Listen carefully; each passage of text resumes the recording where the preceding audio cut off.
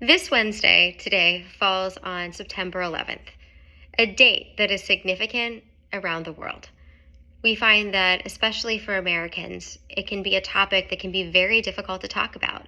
Some people don't know how to talk about it, or they feel that it could be very traumatizing or controversial. We find that it was a different era where not only were we impacted within the United States, but across the globe, the way that it has impacted air travel, security, surveillance. And during this time, we didn't have social media for individuals to be hearing about this and learning. Instead, it was what we were hearing just from the news or from personal accounts of people that were either personally there or family and friends talking to us and sharing their experiences. And what we find is that many individuals have different experiences, and it doesn't mean that any are incorrect.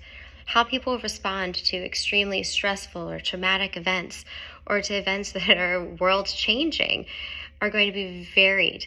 And what's difficult many times is for us to understand and accept how other people are experiencing it, responding, reacting.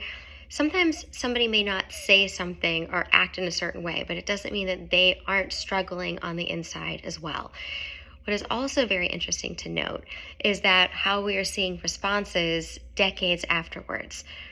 There's been a lot of recent articles done comparing how, as a country and how, as a world, we respond to other life-changing and altering events. For instance, talking about things such as how we saw responses to a global pandemic and seeing that as people are going through different stressful and life-altering events, that everyone responds to it in many different ways. And that is something to acknowledge, that whether somebody lost someone personally, they could still be experiencing the trauma responses, grief, anger, sadness. But it's also important to note that we do see resiliency, that we can see history repeatedly over and over again showing that at the end of the day, there can be many individual as well as community resilient moments where people are experiencing these different responses and coming together to support each other.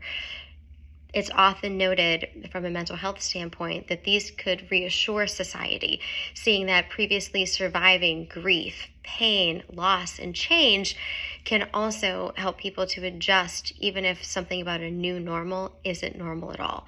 But trying to have this opportunity to experience that could there be some type of reset with these historical examples showing that being able to be there for each other, being able to connect, to have this joint experience can also help with joint healing.